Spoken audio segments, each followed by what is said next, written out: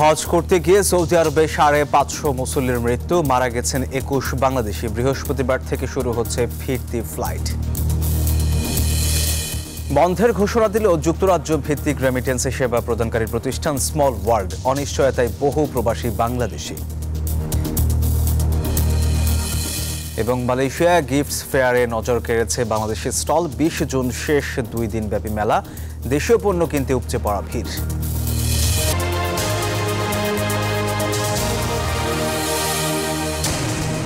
স্বাগত নিউজ 24 প্রবাসী সংবাদে। আপনাদের সাথে আছি আমি সোহাগ বক্স। দেখছিলেন Walton non stop millionaire offer. সংবাদ শিরোনাম এবার বিস্তারিত। তীব্র গরমে চলতি বছর হজ মৌসুমে মক্কায় অন্তত ৫৫০ হজযাত্রীর মৃত্যু হয়েছে। মৃতদের মধ্যে বাংলাদেশের ২১ জন হজযাত্রী রয়েছেন। বুধবার ১৯ জন বার্তা সংস্থা জানিয়েছে, যারা মারা গেছেন তাদের মধ্যে অন্তত ৩২৩ জন মিশরীয়।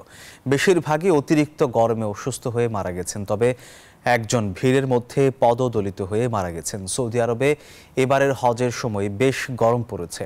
গত সোমবার মক্কার গ্র্যান্ড মসজিদ এলাকার তাপমাত্রা ৫১.৮ ডিগ্রি সেলসিয়াসে উঠেছিল। এদিকে হজ শেষে বৃহস্পতিবার থেকে দেশে ফেরার ফ্লাইট শুরু হবে বলে জানিয়েছে ধর্ম মন্ত্রণালয়।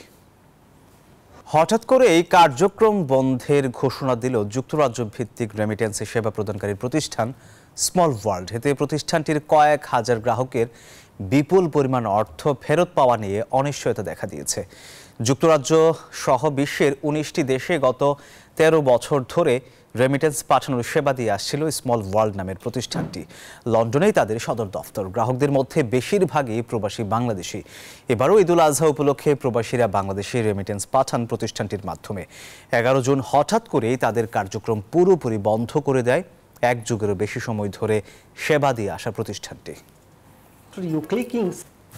দুঃখজনক হলো এটা সত্যি যে ঈদের একটা সময়, কুরবানির সময় আমরা যারা টাকা পাঠাইছি বাংলাদেশে, টাকাগুলা সবাই না, কিছু অনেক ট্রানজাকশনগুলো প্রসেস হয় নাই বা টাকা পায় নাই। এই জন্য আমরা অত্যন্ত দুঃখিত যে স্মল ওয়ার্ল্ড যে এই কাজটা যা ডিসিশন করছে এটা সঠিক করে নাই, স্পেশালি এই সময়টা আর কি। তো এটা যেটা করে ফেলছে এটা তো আমরা কিছু করতে পারবো না, বা যেটা নেক্সট সেশন দেওয়া হয়েছে কোম্পানির পক্ষ থেকে, স্মলের পক্ষ থেকে, যে ফাইন্যান্স টিম তারা অ্যাকাউন্টস টিমটা প্রসেস করে দেবে আপনাকে রিফান্ড দেওয়ার জন্য। Malaysia gifts and premium association আয়োজিত ১৪তম আসরে নজর কেড়েছে বাংলাদেশের pavilion Kuala Lumpur convention centre. Malaysia gifts fair এই মেলায় দ্বিতীয়বারের মতো অংশগ্রহণ করছে বাংলাদেশ। ১৮ থেকে ২০ জুন ২ দিনব্যাপী চলবে। জনপ্রিয় এই মেলায় মালয়েশিয়ার পাশাপাশি বাংলাদেশ সহ বিশ্বের ৭টি দেশ অংশ নিয়েছে। মেলায় মোট ২৮৩টি বিদেশি প্রতিষ্ঠান আছে। এবারের মেলার প্রতিপাদ্য gift for a culture future. রপ্তানি উন্নয়ন ব্যুরোর ইপিবি উদ্যোগে বাংলাদেশ হাই কমিশন কুয়ালালামপুরের তত্ত্বাবধানে ৬টি বাংলাদেশি প্রতিষ্ঠান এই মেলায় অংশগ্রহণ করছে। দেশের অংশগ্রহণের উদ্দেশ্য হলো অপ্রচলিত পণ্যের তথা পাটজাত পণ্য, চামড়াজাত পণ্য, গৃহস্থালী ও কিচেনওয়্যার, নন ওভেন ব্যাগ এবং হস্তশিল্প সহ বিভিন্ন পণ্য সামগ্রীর বাজার মালয়েশিয়ায় অন্বেষণ ও রফতানির সুযোগ তৈরি করা। ঈদুল আজহার পর ঈদ পুনর্মিলনীর আয়োজন কুয়েত ব্যবসায়ীদের মিলন মেলায় ছোট একটি বাংলাদেশ পরিণত হয়েছে। বাংলাদেশ বিজনেস কাউন্সিল কুয়েত কমিটির ভাইস প্রেসিডেন্ট আজিজুর রহমান এবং নারী সম্পাদিকা হাফিজুন নাহার ছবি দম্পতির বাসায় এই আনন্দ আয়োজনে উপস্থিত ছিলেন সামাজিক, সাংস্কৃতিক, রাজনৈতিক, সাংবাদিক, ব্যবসায়ী নেতৃবৃন্দ। দেশীয় নানা রকমের মুখরোচক খাবারের কমতি ছিল না।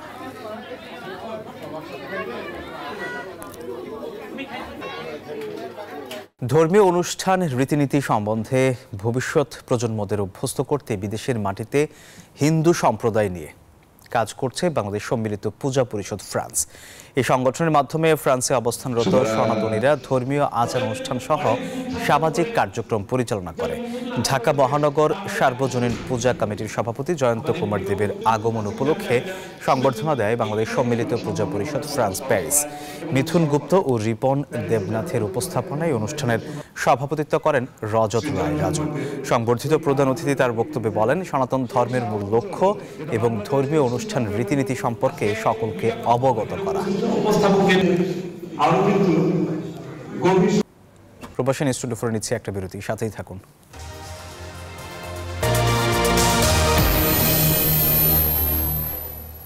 দর্শক, আবার স্বাগত প্রবাসী নিউজ 24-এ। ২০২২ সালে ভয়াবহ বন্যার স্মৃতি এখনও ভুলতে পারেননি সিলেটের মানুষ। সেই বিপর্যয়ের দাগ না মুছতেই ফের আকস্মিক বন্যা। পাহাড়ি ঢল ও অতিবৃষ্টিতে বিভাগের ৩ জেলা ভাসছে বানের জলে। এবার খুব কম সময়েই ছাড়িয়ে যাচ্ছে আগের বন্যার তীব্রতা। এতে আতঙ্ক ছড়িয়ে পড়েছে বানভাসীদের মাঝে। এদিকে দুর্যোগ ব্যবস্থাপনা ও ত্রাণ প্রতিমন্ত্রী জানিয়েছেন, দুর্গতদের পাশে রয়েছে সরকার। আর নদ নদীর পানি বেড়ে যাওয়ায় উত্তরে স্বল্পমেয়াদী বন্যার পূর্বাভাস দিয়েছে পানি উন্নয়ন বোর্ড। বাড়ছে নদ নদীর পানি, বইছে বিপদসীমার উপরে। গ্রাম থেকে শহরও ডুবছে বানের জলে। এই যেমন সিলেট নগরী এখন পানির নিচে, ডুবে গেছে সড়ক, ঘরেও কোমর সমান পানি, তলিয়েছে ব্যবসা প্রতিষ্ঠান। প্রথম দফার রেশ না কাটতেই দ্বিতীয় দফায় সিলেট নগর সহ সবকটি উপজেলায় দেখা দিয়েছে আকস্মিক বন্যা। পানিবন্দী মানুষের সংখ্যা বাড়ছে প্রতিদিনই, সেই সাথে বাড়ছে দুর্ভোগ। আশ্রয় কেন্দ্রেও দিন কাটছে মানবেতর। শহরের ড্রেইনের যে জলাবদ্ধতা লাগে একটা অন্যতম একটা কারণ। খাবার পানির জন্য তো বাচ্চারা আছে, আবার এমন পানি যেগুলো ড্রেনের সাথে মিশে গেছে গা। এই দৃশ্য সুনামগঞ্জের। ভারী বৃষ্টি ও পাহাড়ি ঢলে বানের জলে ভাসছে হাওড় পাড়ের এই জেলা। ভেঙে পড়েছে যোগাযোগ ব্যবস্থা। নিরাপদ আশ্রয় খুঁজছেন পানিবন্দী লাখো মানুষ, সরিয়ে নিচ্ছেন আসবাবপত্র। মৌলভীবাজারেরও একই দশা। এইভাবে যদি পানি বাড়তেই থাকে তাহলে আমরা লাগি সামনে দিয়ে খুব কষ্টকর হইব। আমরা বাচ্চা কাচ্চারে লইয়ারি তো আমরা জানোর জ্বালায় রৌটাইয়ারি উঠছি, ওখান আমরা তো জান বাঁচানি পড়ছে, ওখান আমরা কিতা করার। পানিতে আমরা ভিজিয়া যাই, বাড়িঘর ভিজি যায়, বাড়িঘরের ভিতরে মানুষ থাকতে পারে না। কুষ্টিয়ারা নদীর কোনো বাদ নাই। আমরা শেখ হাসিনার গেছে আকুল আবেদন করলাম, আমরা রে বাদ হইয়া দিতাই কেন তবু। এই যখন পরিস্থিতি, তখন আবহাওয়া অফিসের কাছেও নেই স্বস্তির বার্তা। সিলেটে আরও 10 দিন হালকা থেকে মাঝারি ধরনের বৃষ্টিপাতের সম্ভাবনা রয়েছে, সেই সাথে কোনো জায়গায় ভারী থেকে অতি ভারী বৃষ্টিপাতের সম্ভাবনা রয়েছে। সিলেটে দুর্গত এলাকা পরিদর্শন করেছেন দুর্যোগ ব্যবস্থাপনা ও ত্রাণ প্রতিমন্ত্রী। জানান, দুর্গতদের পাশে রয়েছে সরকার, কাজ করছে সেনাবাহিনীও। যে কোনো সমস্যা আমরা আপনাদের পাশে থাকবো। আমরা প্রাথমিকভাবে বঙ্গবন্ধু কন্যা জন্মশ্রী শেখ হাসিনার পক্ষ থেকে আমরা 10 লক্ষ টাকার জিআর সাহায্য আমরা ঘোষণা করতেছি। এদিকে উত্তরাঞ্চলে নদ নদীর পানি বেড়ে একটি স্বল্পমেয়াদী বন্যা পরিস্থিতির সৃষ্টি হবে বলে জানিয়েছে পানি উন্নয়ন বোর্ডের বন্যা পূর্বাভাস ও সতর্কীকরণ কেন্দ্র। এরই মধ্যে নিম্নাঞ্চলে প্রবেশ করছে পানি। পানিবন্দী হয়ে পড়েছেন কয়েকশো পরিবার। Desk report, news 24। কুড়িগ্রামের উলিপুরে বিয়ের দাওয়াত খেয়ে ফেরার পথে তিস্তা নদীতে নৌকাডুবির ঘটনায় এক শিশু নিহত হয়েছে। উদ্ধার হয়েছে প্রায় 17 জন। নৌকাডুবির ঘটনায় 7 থেকে 8 জন নিখোঁজ হবার সংবাদ পাওয়া গেলেও প্রশাসনের পক্ষ থেকে তা নিশ্চিত করতে পারেনি। ঘটনাটি ঘটেছে বুধবার সন্ধ্যা 7:30টায় উপজেলার বজরা ইউনিয়নের সাদুয়া দামারহাট এলাকায়। বিষয়টি নিশ্চিত করেছেন উলিপুর ফায়ার সার্ভিসের স্টেশন ইনচার্জ আব্বাস উদ্দিন। জানান, একটি নৌকায় 25 থেকে 26 জন যাত্রী নিয়ে দাওয়াত খেয়ে সুন্দরগঞ্জ উপজেলার বেলকায় যাচ্ছিলেন। পথে তিস্তা নদীর তীব্র স্রোতে নৌকাটি ডুবে যায়। এতে অন্যরা নদী সাঁতরিয়ে পার হতে পারলেও 7 থেকে 8 জন নিখোঁজ রয়েছে বলে শোনা যাচ্ছে। প্রবল বর্ষণে কক্সবাজারের রোহিঙ্গা ক্যাম্পে পাহাড় ধসে 10 জনের মৃত্যু হয়েছে। মঙ্গলবার রাতে উখিয়ার 4টি আশ্রয় শিবিরে পাহাড় ধসের ঘটনা ঘটে।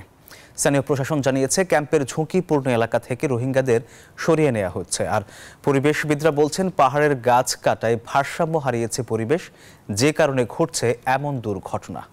কক্সবাজার থেকে সিয়াম সোহেলের তথ্যচিত্রে ডেস্ক রিপোর্ট। পাহাড়ের কোলে অসংখ্য খুপড়ি ঘর, যেখানে জীবনের ঝুঁকি নিয়ে থাকছেন বাংলাদেশে আশ্রয় নেয়া রোহিঙ্গারা। মঙ্গলবার রাত গভীর ঘুমে রোহিঙ্গা ক্যাম্পের বাসিন্দারা। হঠাৎ প্রবল বর্ষণে 4টি রোহিঙ্গা ক্যাম্পে ঘটে পাহাড় ধসের ঘটনা। একে একে নিভে যায় 10 জনের জীবন প্রদীপ, যার মধ্যে রয়েছেন একই পরিবারের 4 সদস্য ও 2 বাংলাদেশীয়। 2টা বাজিব গুজরাগুজরি হয়েছে। আমাদের দাদা মিলে সাইড দিয়ে হান্দা ভাঙিছে, তার মধ্যে দূরে নিচে সাইড দিয়ে মানুষ 2 জন মেরে ধরে। মসজিদ দিয়ে 2 জন বউ আর জামাই, সবাই মানুষ ওনাকে ঘোরাফেরতেন রাখে। ঘটনাস্থল পরিদর্শন করেছে স্থানীয় প্রশাসন। তারা জানায়, ক্যাম্পের ঝুঁকিপূর্ণ এলাকা থেকে রোহিঙ্গাদের সরিয়ে নিতে কাজ চলছে। এ পর্যন্ত আমরা 9 জনের মৃত্যু নিশ্চিত করেছি তো এগুলো আইনগত ব্যবস্থা প্রতিদিন আছে, স্থানীয় পুলিশ সে ব্যবস্থা নিচ্ছে। মানে যারা পাহাড়ের পাদদেশে বা পাহাড়ের উপরে বসবাস করছে ঝুঁকিপূর্ণ অবস্থায়, আমরা তাদেরকে নিরাপদ স্থানে সরিয়ে নেওয়ার চেষ্টা করছি। উপজেলা প্রশাসনের পক্ষ থেকে আমরা তার পরিবারকে তাৎক্ষণিকভাবে দাফন কাফনের জন্য 10,000 টাকা প্রদান করেছি এবং পরবর্তী সহযোগিতা আমরা প্রদান করব। পরিবেশবিদরা বলছেন পাহাড়ে নির্বিচারে গাছ কেটে ফেলায় ভারসাম্য হারাচ্ছে পরিবেশ, ঘটছে দুর্ঘটনা।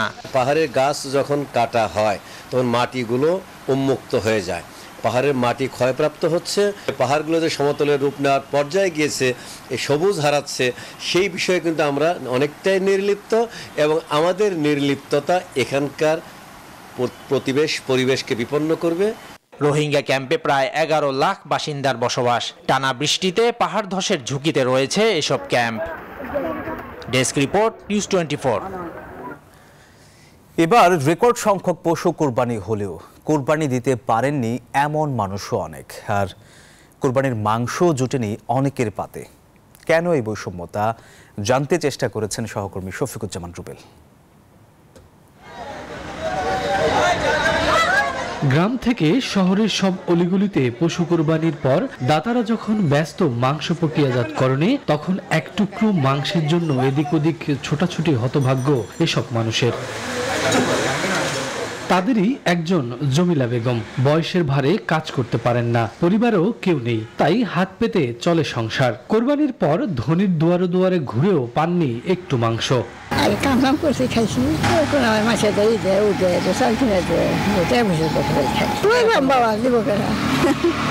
অথচ এসব মানুষের মুখে হাসি ফোটানোই কোরবানির মূলনীতি। 3 ঘন্টা 4 ঘন্টা কাটা যায়, কাটা দিয়ে আর যাওয়া হয়ে গেছে।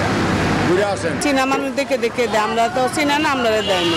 একটু মাংস লাগে এত কষ্ট মানুষের, আল্লাহ আপনারা দেন, আমরা কুরবানি দিব, আমরা মানুষ নিজে চলতে পারি না। তথ্য বলছে প্রতি বছরই বাড়ছে কোরবানি দেয়া মানুষের সংখ্যা। এবছর সারা দেশে 47 লাখ গরু সহ মোট 1,04,8,918টি গবাদি পশু কোরবানি দেওয়া হয়েছে, যা গেল বছরের চেয়ে 3.5 লাখেরও বেশি। ঢাকা বিভাগেই কোরবানি হয়েছে 25,29,182টি পশু। শুধু কোরবানি দেয়া গরু হিসেব করলে মাথাপিছু হিসেবে মাংসের পরিমাণ দাঁড়ায় 4 কেজি। কিন্তু বাস্তবতা বলে কোরবানি দেওয়ার সামর্থ্য হারিয়েছেন অনেকে, আবার অনেকের পাতেও জুটেনি মাংস। আমরা ইসলামের বিধান অনুশাসনকে ফলো না করে আমরা যদি কোরবানির পরিপূর্ণ মাংসটাকে ফ্রিজার্ভ করে রেখে দেই, এটা কিন্তু একেবারে অনুচিত একটা কাজ হবে, অনুত্তম একটি কাজ হবে। বরং আমরা মানে স্পষ্টভাবে বলতে পারি, এটা গরিবের হককে নষ্ট করা হবে। যারা পশু যে কোরবানিতে আমরা কালেক্ট করা গরিব, তারা কিন্তু অনেক সময়, বেশিরভাগ সময় কিন্তু তারা অল্প স্বল্প খায়, তাদের প্রোটিন বা বছরে একবার প্রোটিন খাবে সেটা চাহিদা হয় না অনেকের। যে এখন অর্থনৈতিক বৈষম্য আছে, দরিদ্র ব্যক্তি যদি আরেকটু উপকার পাওয়ার কথা, সেটা থেকে কিন্তু তারা কিছুটা বঞ্চিত। এই দুই বিশেষজ্ঞের মতে বৈষম্যর বেড়াজাল থেকে বেরিয়ে আসতে প্রতিষ্ঠিত করতে হবে শ্রম ও শ্রমিকের মর্যাদা। ভোগে নয় ত্যাগেই প্রকৃত সুখ, এই নীতি স্পষ্টভাবে প্রকাশিত হয় কোরবানির মধ্য দিয়ে। বীরত্বের স্বার্থে ব্যক্তি স্বার্থ বিসর্জন দেওয়ার শিক্ষা দেয় এই কোরবানি। অর্থনীতিবিদরা মনে করেন ত্যাগ ও বিসর্জনের এই শিক্ষায় ঘুচাতে পারে সমাজের সকল বৈষম্য। শফিকুজ্জামান রুবেল, নিউজ 24, ঢাকা। অবৈধ প্লাস্টিক কারখানার কাছে ভাড়া দেয়া হয়েছে আড়তের জায়গা। সেই টাকায় সাভারের হেমায়েতপুরে চামড়া শিল্পনগরীতে সরানো হয়েছে ব্যবসা। এই পণ্যটির ঐতিহ্যবাহী আড়ত নিয়ে পুরান ঢাকার পোস্তায় যারা এখনও টিকে আছেন, তারা বলছেন হেমায়েতপুরে নেই পর্যাপ্ত জায়গা। তবে শতাব্দীরও বেশি সময় ধরে যেখানে ছিল 267টি আড়ত, সেখানে এখন টিকে আছে মাত্র 37টি, আর পুরোপুরি হারিয়ে গেছে 100টি। মুরসালিন হক জুনায়েদের রিপোর্টে বিস্তারিত। মাত্র 10 বছর আগেও প্রতিটি ঈদুল আজহার দুপুরেই রাজধানীর পুরান ঢাকার পোস্তা হয়ে উঠত সরগরম। ঢাকার বিভিন্ন প্রান্ত থেকে কোরবানির পশুর চামড়া সংগ্রহ করে পোস্তায় কাঁচা চামড়ার আড়তদারদের হাতে তুলে দেওয়ার কার্যক্রম ছিল রীতিমতো এক বাণিজ্যিক উৎসব। দশক ব্যবধানে বর্তমানে অনেকটাই ফিকে সে দৃশ্য। বিদ্যমান আড়তগুলোতে কথা বলে জানা গেছে, পোস্তার কর্মব্যস্ততা কমে যাওয়ার পেছনে বড় কারণ ট্যানারি শিল্প স্থানান্তর হয়ে যাওয়া, পাশাপাশি বিপুল পাওনায় সর্বশান্ত হওয়ার ঘটনা তো আছেই। এখন হাজারীবাগ হেমায়তপুর যাওয়াতে অনেকের মনে করেন ব্যবসার থেকে সরে গেছে। পোস্টার মার্কেটে প্রায় 1.5 থেকে 200 কোটি টাকা বকে এখনো আছে, এই টাকাগুলো কিন্তু আমরা এখনো পাইনি। কাঁচা চামড়ার আড়তদারদের সংগঠন BHSM এর তথ্যমতে 1 দশক আগেও পুরান ঢাকার পোস্তায় 267টি আড়ত ছিল। 2023 সালে এই সংখ্যা নেমে আসে 67তে, আর বর্তমানে আড়ত আছে মাত্র 37টি। পুরোপুরি হারিয়ে গেছে 100 আড়ত। কাঁচা চামড়ার ব্যবসায়ী এই নেতা বলছেন, হেমায়েতপুরের চামড়া শিল্পনগরীতে স্থান পাওয়া গেলে পোস্তা থেকে সরে যাবে বাকি আড়তগুলো।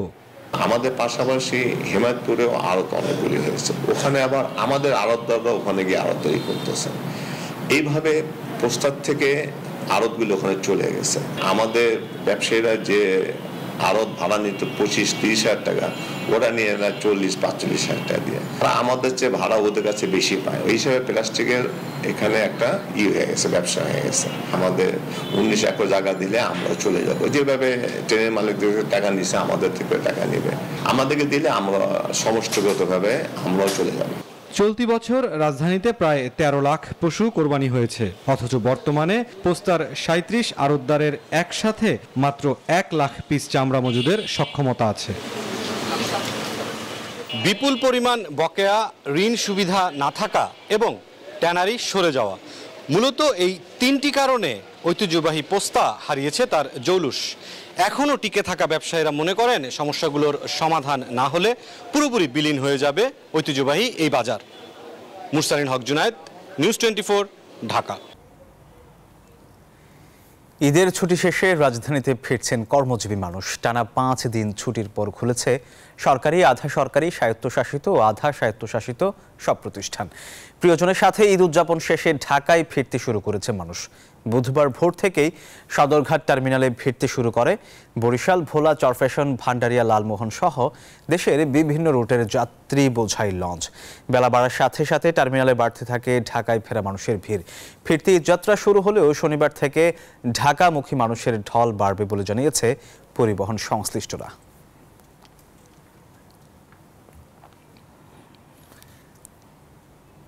ঈদের ছুটি শেষে খুলেছে অফিস আদালত, তবে কাটেনি ঈদের আমেজ। 1.5 বছর পর পুরনো সময়সূচিতে ফিরেছে সরকারি অফিস। প্রথম দিনে সরকারি অফিসগুলোতে উপস্থিতি ছিল হাতে গোনা, আর ব্যাংক পাড়াতেও নেই কর্মব্যস্ততা। এদিকে ইতিবাচক ধারায় শুরু হলেও প্রথম কর্মদিবসে শেয়ার বাজারে লেনদেন হয়েছে 300 কোটি টাকারও কম। সাপ্তাহিক 2 দিন সাথে ঈদুল আজহার 3 দিন মিলিয়ে মোট 5 দিনের ছুটি শেষে বুধবার কর্মস্থলে ফিরেছেন সচিবালয়ের কর্মকর্তারা। তবে উপস্থিতি ছিল অনেকটাই কম। যারা এসেছেন সবার মাঝেই উৎসবের আমেজ। কুশল বিনিময়ে, কোলাকুলি আর গল্প আড্ডায় কেটেছে অনেকটা সময়। এদিন ব্যাংক পাড়ায়ও ছিল না কর্মব্যস্ততা। দিনভর দেখা মিলেছে হাতে গোনা কয়েকজন মাত্র গ্রাহকের। রোববার থেকে স্বাভাবিক অবস্থায় ফিরবে বলে আশা করছেন এই কর্মকর্তা। ট্রানজাকশনটা আজকে কালকে ওই অর্থে বেশি হবে না আশা করতেছি। তারপর রোববার থেকে অ্যাজ ইউজুয়াল ব্যাংকিং যেটা ঠিকভাবে হবে। আজকে কাস্টমার স্টার্ট আসছে, কিন্তু প্রথম দিন হিসেবে অত বেশি হবে না। কালকেও একটু বাড়বে। কিছু লোক ছুটিতে আছে, একটা পার্সেন্টেজ স্বাভাবিকভাবে যেহেতু 2 দিন বন্ধ আছে, তো আমাদের 60%, 70% আমরা 30%-এর মতো ছুটিতে আছে। এদিকে প্রথম কর্মদিবসে শেয়ার বাজারে লেনদেন চলেছে ঢিমে তালে। দিন শেষে লেনদেন হয়েছে মাত্র 246 কোটি টাকা। তবে ইতিবাচক ধারায় ছিল সবগুলো সূচক। হোসেন শাহাদাত, নিউজ 24, ঢাকা। ঈদের তৃতীয় দিনেও টগি ফান্ড ওয়ার্ল্ডে ছিল উপচে পড়া ভিড়। এদিন ছোট বড় সকলে আনন্দ খেলায় মেতে ওঠেন দক্ষিণ এশিয়ার বৃহত্তম এই ভিআর থিম পার্কে। অ্যাডভেঞ্চারাস সব অভিজ্ঞতায় 176টিরও বেশি রাইড ও গেমে ডুবে যেতেই এখানে আসেন বলে জানান আগতরা। আর কর্তৃপক্ষ বলছে এবছর আরও রাইড যুক্ত হতে যাচ্ছে টগি ফান ওয়ার্ল্ডে। এ যেন ভিন্ন এক জগৎ। রঙিন দুনিয়ায় নানান রকম খেলা, তারই মাঝে ছোট্ট সোনামণিদের হারিয়ে যাওয়া। ঈদের তৃতীয় দিনে রাজধানীর পান্থপথে বসুন্ধরা সিটির টগি ফান ওয়ার্ল্ডে ছিল শিশু কিশোরদের উপচে পড়া ভিড়। এটা অনেক মজার জায়গা। আমি এখানে জাম্পিং করছি আর একটা স্লাইড করছি। আমার এখানে অনেক ভালো লেগেছে। সবগুলি রাইডে আমার খেলতে মন চাচ্ছে, অল্প অল্প করে খেলছি। লাফালাফি খেলতে চাই, পাহাড়ে চলতে চাই, এগুলো অনেক মজার খেলা। আমি অনেক রাইড করেছি, এদিকে অনেক সুন্দর সুন্দর ভালো ভালো রাইড আছে, অনেক মজার। ট্রেনে, ঘোড়ায়, উড়োজাহাজে কিংবা নৌকায় চড়ার স্বাদ নিতে ছুটে আসা এই স্বর্গরাজ্যে ছোট্ট সোনামণিদের জন্য রয়েছে সফট প্লেগ্রাউন্ড এবং কিডস বোলিং জোনের মতো মজার সব খেলা। বড়দের জন্য রয়েছে অনেক খেলা। ভার্চুয়াল দুনিয়ায় জলে, স্থলে, অন্তরিক্ষে ভ্রমণ, কখনো সেসব জায়গায় রূপকথার জীবজন্তু কিংবা বড় বড় যোদ্ধাদের সাথে যুদ্ধ। কোনো খেলায় আয়নাঘরের আয়নাবাজিতে হারিয়ে যাওয়া, তো কোনো খেলায় ভূতের বাড়ি ঘুরে আসা। সব মিলিয়ে এক রোমাঞ্চকর জায়গা ডগি ফান ওয়ার্ল্ড। অনেকজন ভূত সেজে এসেছিল, অনেক অন্ধকার ছিল, তো ছাদ থেকে কি একজনের পা ঝুলছে, একজনের হাত ঝুলছে, এগুলা আমার অনেক ভয় লেগেছে। এখানে অনেকগুলো অপশন আছে, এমন না যে ওই একই টাইপের একই প্যাটার্নের গেম, এমন অনেকগুলো গেম আছে যেটা এর আগে আমরা দেখিনি। ইনডোর যে প্লে গুলো আছে, যেমন বাবুল্যান্ড, টগিস, দেন টাইনি ভয়েল একটা হয়েছে, ওগুলোতে ওরা যায় অ্যাকচুয়ালি সবসময়। বাচ্চাকে নিয়ে আসছে, খুব ভালো লাগছে, পরিবেশটা খুব সুন্দর। আগতরা জানান সব মিলিয়ে ভীষণ উপভোগ্য ডগি ফান ওয়ার্ল্ড। আসছে আরো নতুন নতুন রাইড। মাননীয় চেয়ারম্যান সাহেব আছেন আহমেদ আকবর সোবান, ওনার থার্ড জেনারেশন, ওনার নাতি এসছেন, তো গ্র্যান্ডসান ওনার, তো উনি এখন আমাদের এটা নেতৃত্ব দিচ্ছেন। ওনার নতুন নতুন চিন্তা, আধুনিক বিশ্বের সাথে তাল মিলিয়ে অনেক নতুন নতুন আইডিয়া আমরা পাচ্ছি এখন, সেগুলো আমরা ইমপ্লিমেন্ট করার চেষ্টা করছি এবং ওনার প্ল্যান অনুযায়ী আমরা নতুন আরও কিছু সংযোজন এখানে করতে যাচ্ছি খুব শীঘ্রই। লেজার ট্যাগ, পেইন্ট বলের মতো আয়োজন ডগি ফান ওয়ার্ল্ডকে দিয়েছে ভিন্ন মাত্রা। ছোটদের প্যাকেজ 1200 টাকা আর বড়দের 3600 টাকা। এন্ট্রি ফি 150 টাকা, এন্ট্রি ফি 150 আর স্পেশাল প্যাকেজ মিলছে 10,100 টাকায়। অন্তরা বিশ্বাস, নিউজ 24, ঢাকা। সংবাদে আরও একটা বিরতি নিচ্ছি, সাথেই থাকুন।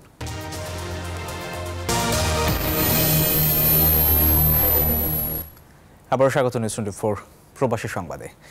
দেশের সার্বভৌমত্ব ঠিক আছে, বিএনপি উস্কানি দিলেও সরকার যুদ্ধে জড়াবে না, তবে যদি আসলেই আক্রমণ হয় তাহলে বাংলাদেশ বসে থাকবে না। বুধবার সচিবালয়ে এসব মন্তব্য করেছেন সড়ক পরিবহন ও সেতুমন্ত্রী উবায়দুল কাদের। সার্বভৌমত্ব ঠিকই আছে, সার্বভৌমত্ব লঙ্ঘিত হলে আলাপ আলোচনার সীমাটা যদি কেউ পেরিয়ে যায় এবং সত্যি এখানে আক্রমণের একটা মুড নিয়ে তারা যদি আক্রমণে আসে, তো আমরা কি বসে থাকবো? আমরা বসে বসে আঙুল চুষবো? আমাদের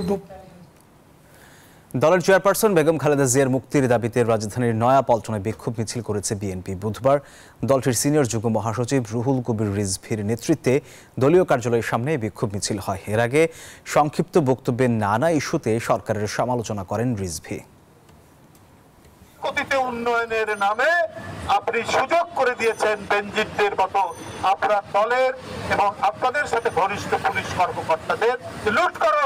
বন্ধুরা আমার, যেভাবে রাজপথে আমাদের আরো নামতে হবে, আমাদেরকে হয়তো আরো গুলি করবে।